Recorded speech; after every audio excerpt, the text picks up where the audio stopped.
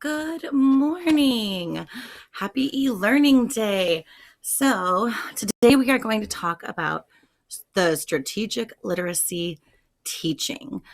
When we are planning lessons, oops. When we plan lessons, we need to make sure that we are really thinking about it and how are we best going to be able to connect the information that we need our students to learn to really get them to retain it. Okay. So there's lots of different ways to do this. And today we're going to really go over mastery approach. There's 4 different approaches that we're going to go over. All of these can be incorporated into that whole balanced literacy approach. I know it's a lot of approaches. So remember from last time we talked about shared reading, read alouds, guided reading, closed reading, word work and vocabulary, interactive writing, reader's workshop, and writer's workshop. So we went in depth about all of those different things and why they're important into the classroom, especially in literacy. So what is strategic teaching? Well, today we're going to talk about the what, the why, and the how. So strategy comes from the Greek roots stratos, meaning multitude, or that which is spread out. And again, meaning to lead, or we might say to bring together. So basically what we're trying to do is have lots of different ways of teaching students things and getting that information to really come together in their heads. All right, so today what we're talking about is mastery style. Mastery style emphasizes the development of student memory. I always think about that Inside Out movie with you've got core memories and memories that are kind of forgotten about.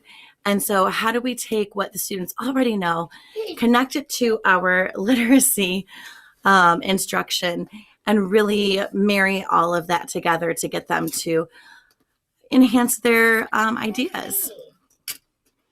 All right, so focus. We're talking about increasing students' ability to remember and summarize.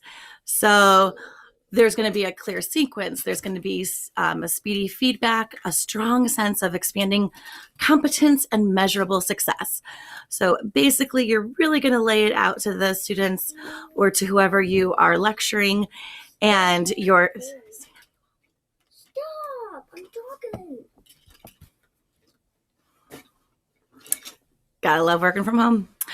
All right, so basically we really need to be able to get these kids to understand what's happening, laid out for them. By the end of this lesson, I want you to understand this, this, and this. Throughout the lesson, give feedback on their ideas. Yes, you were right on, or, well, that's not quite the direction we're going, or no, that's kind of way off base. Let's go back and rethink this. We want them to have a strong sense of expanding competence. So we want them to feel like they know what they're talking about. They know what they're reading. They are building and scaffolding all of these things. And measurable success. You need to be able to show that you've done something with these kids and that they are able to, execute your lessons and apply them. All right, so there's something called the New American Lecture. A lot of people call it interactive lecturing. And so there's 4 things that are, or 4 components to the New American Lecture. One of them is taking that past knowledge, that schema, and we build new connections. So what the teacher is going to do is the teacher will design an activity that hooks the students into the content. And this teacher is also going to provide a bridge to kind of help get the kids over to their new knowledge. The second thing is the organization and teaching the students how to collect information. So you'll probably use visual organizers. Think about like Venn diagrams or different kinds of visual charts to kind of lay out what is going to happen in this lecture. We know that the more senses that we can incorporate, visual, auditory, all of those, then we're going to be able to make it more memorable and it's going to stick. Increase involvement and make content memorable. So you want the people to participate. And you can do this in a lecture. I've been to many lectures where the speaker has the audience doing something. I've even gotten up out of my seat and moved across the room for some lectures. And it really does help you kind of solidify that information. And then the teacher is going to provide synthesis and reflection activities. So if you remember, we have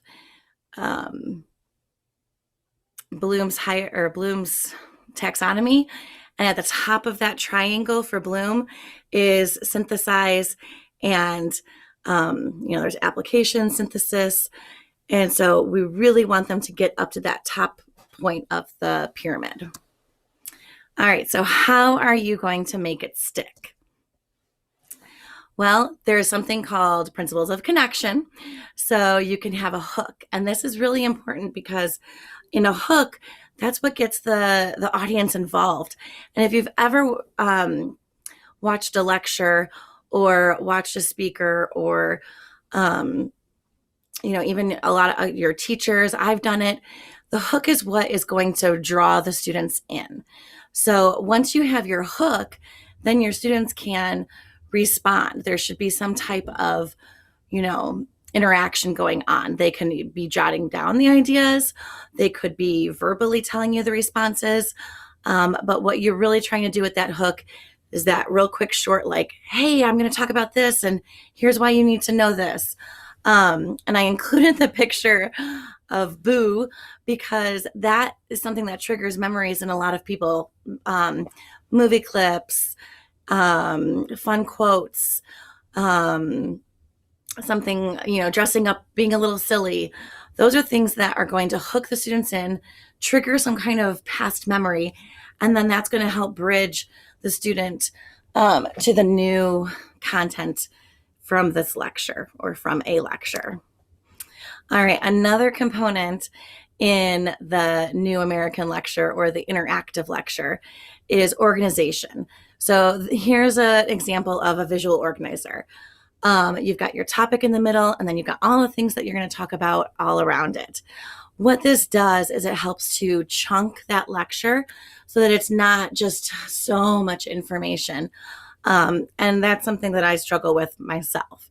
So I'm still working on that. And that's why we call it the art of teaching, because you just have to keep on, refining your art.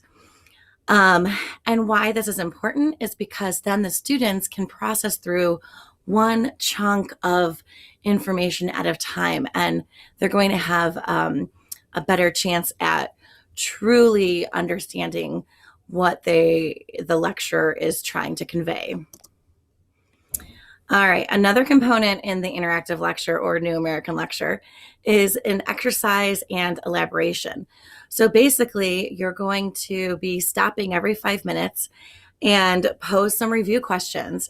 And they can be questions where the audience or the students are responding to each other. They can be where the audience is just thinking about it. But what it does is it helps to really bring back that recall. All right, there's another component called dual coding. And in dual coding, what that is it incorporates the visual, auditory, physical, and emotional experiences along with the words, and the information gets stored in multiple parts of your brain, which is important because the more parts that you can activate, the better success you're going to have with learning and retaining that. What is the student going to be doing? The student will repeat, reinforce, and enrich their understanding of the important ideas. So they can, try to say it in their own words. Maybe they're going to sketch it out. Whenever I go to professional development things, I'm always drawing pictures and sketching things because that's one way that I like to learn. You can have them make physical representations. Everybody move over to this side if you agree with, the author, or everyone move over to that side and really dive into the feelings of it, dive into the tone of the books, explore those feelings, because if you can have an emotional connection, then studies have shown that emotional connections are what really help us to retain information. And I can think back of times where I've had emotional connections to lessons, and I still remember them to this day. So anytime you can kind of pick at those emotions of people, you're really going to have more success. All right. So that was a quick little blurb of what mastery is. Next time, we're going to be talking about direct instruction. Um, and, it's difficult because in literacy programs, you have to think like the teacher is really having to give a lot of information. So how are you going to take that information that has to be transferred to the students and make it meaningful? I obviously prefer to have a more student-centered approach, but sometimes there's times where you just absolutely have to have a lecture or direct instruction. And then you can get to those other parts of the inquiry and having the students play a more active role in their learning. But these are some good examples of what you can do, even in a lecture, to pull in the audience and get them to remember and retain the information that you are trying to teach. All right, so next what you guys are going to do is you're going to answer a couple of discussion questions in Canvas. It's going to be in the discussion part. There are some students who did not complete, I think it was my e-learner students actually, who did not complete their e-learning from Monday. So take the day and go back and look at the Canvas for Monday, which was February 1st, and then make sure that you also answer the discussion questions and, watch this for your February 5th e-learning day. All right, everybody, stay nice and warm.